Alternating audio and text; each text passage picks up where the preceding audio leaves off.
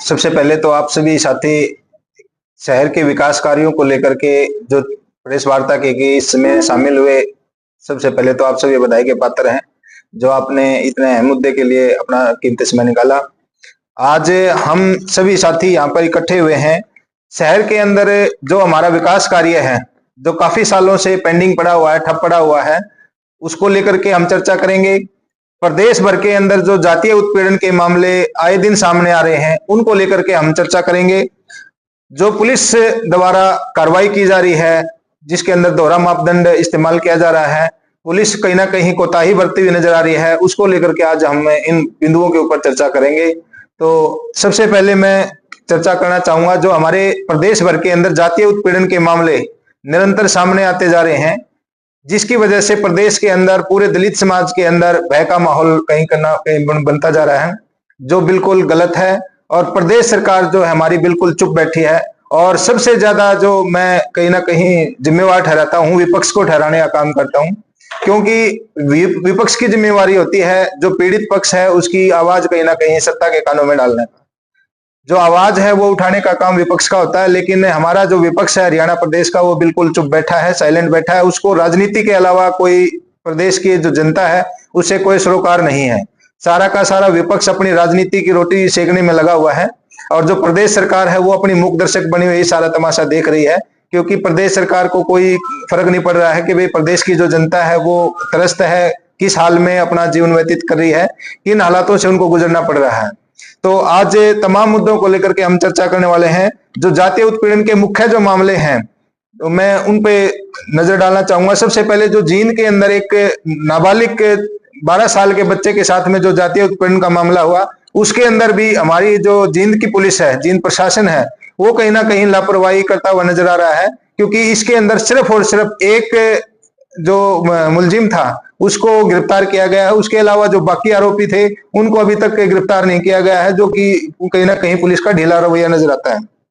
उसके अलावा जो पेवा के अंदर भी एक 14 वर्षीय जो बच्चा था, जो जातीय उत्पीड़न के चलते अपना जो खुदकुशी कर चुका है, उस मामले के अंदर भी अभी तक जो है आरोपी को पुलिस के द्वारा गिरफ्तार नहीं किया गया है, जो गलत है। सिरसा के अंदर एक मात्र 14 वर्षीय बेटी के साथ में 5 लोगों के द्वारा जो रेप की घटना सामने आई थी, उस मामले के अंदर भी पुलिस ने सिर्फ और सिर्फ एक आरोपी को गिरफ्तार किया, बाकी सभी के सभी ऐसे ही घूम रहे हैं। ये भी कहीं ना कहीं प्रशासन की लापरवाही है। भाटला जो एक जातीय मामला बहुत गरमाया हुआ है, अभी भाटला का जो मामला है उसके अंदर भी कहीं ना कहीं पुलिस की कोताही नजर आ रही है। मदन हेड़ी के अंदर भी कहीं ना कहीं जो पुलिस थी वो कॉम्प्रोमाइज करवाने में लगी रही, जबकि आरोपियों के हौसले जो है और ज्यादा बुलंद हो गए। तो इस प्रकार के कई मामले जो है वो जो हरियाणा प्रदेश के अंदर है। खापड़ और छात्र का जो पुराना मामला है उसके अंदर अभी तक जो है कहीं ना कहीं गिरफ्तारी नहीं हुई है, जिसकी वजह से आरोपियों के हौसले और ज्यादा बुलंद हो रहे हैं, और जिस कारण से उनके अभी आए कुछ ही दिन पहले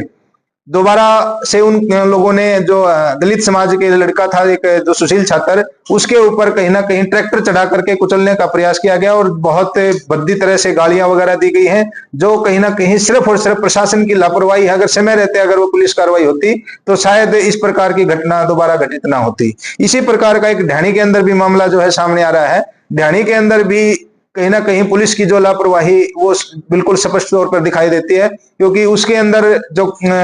आरोपी हैं जिनके द्वारा चोटें मारी गई हैं, उनका कहीं ना कहीं राजनीतिक पकड़ होने की वजह से उनको पीड़ित पक्ष के खिलाफ में ही मुकदमा दर्ज करवा करके उनको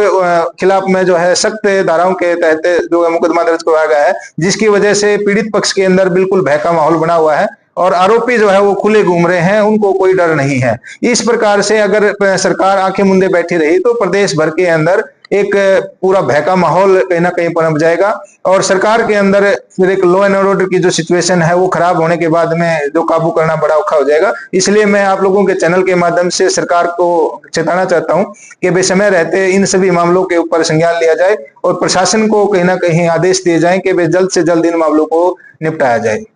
भिवानी के अंदर भी एक मामला जो है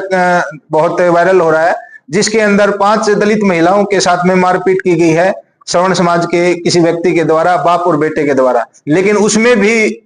पुलिस की जो है कहीं ना कहीं नाकामी नजर आ रही है, क्योंकि पुलिस ने उस मामले के अंदर भी आरोपी को कहीं ना कहीं बचाने का काम किया है और उस मामले को कहीं दबाने का काम कर रही है। तो हम चाहते हैं कि भी इन सभी मामलों के अंदर फेयर इन्वेस्टिगेशन हो और कहीं ना कहीं आरोपियों को सलाखों के पीछे भेजने का काम किया जाए। जितने भी मामले बताए जी मामले बताए, आजकल सरकार ने तो सुप्रीम कोर्ट का हवाला दे दिया जी ओबीसी डीएससी बना दिया जी। डीएससी कितने ओबीसी कितने? ये लगभग मामले जो मेरी नजर में सामने आए हैं, उनमें से लगभग 10 में से 8 मामले जो है वो डीएससी समाज के हैं और 2 मामले जो हैं ओएससी समाज के सामने आ रहे हैं। और मैं आप लोगों के चैनल के माध्यम से आपके सवाल का अच्छा सवाल किया आपने, जिससे मुझे भी कहीं ना कहीं ज्ञात हुआ कि वे हमारे जो बंटवारे की वजह से,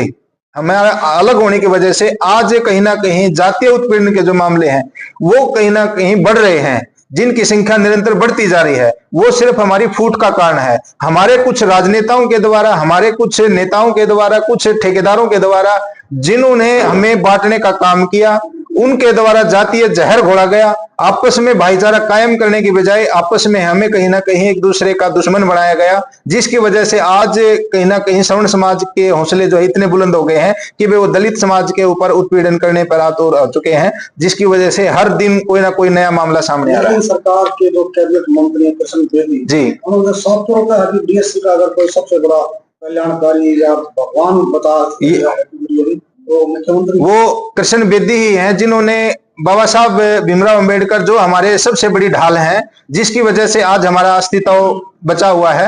उन बाबा साहब की जो कहीं ना कहीं प्रतिमूर्ति हमारे जो मुख्यमंत्री है नायब सैनी, उनसे करने का काम किया है, उनके तुलना उनके साथ में करने का काम किया है। तो मैं उनके बारे में ज्यादा कुछ नहीं कहना चाहता। वो अपने आप में एक बहुत गलत कदम उन्होंने उठाया है, जिसकी वजह से पूरे प्रदेश भर के अंदर, पूरे समाज के अंदर, पूरे दलित समाज के अंदर, बहुजन समाज के अंदर कहीं ना कहीं रोष है और समय आने पर उनको जनता जो है अपने आप जवाब दे देगी। क्योंकि मैं आप लोगों के चैनल के माध्यम से इतना और बता देना चाहता हूं आपके सवाल के हिसाब से कि वे पीछे हमने उनका जो इस वजह से पुतला फूका था, उसमें कहीं ना कहीं हमारे ऊपर धमकी भरे फोन हमारे पास आ रहे हैं, धमकी भरे जो सोशल मीडिया के माध्यम से हमें बहुत बड़ी बड़ी धमकियां दी जा रही हैं, सर काटने की धमकियां दी जा रही हैं। इस प्रकार से अगर वो अपने इंडिविजुअल गुंडे पालेंगे,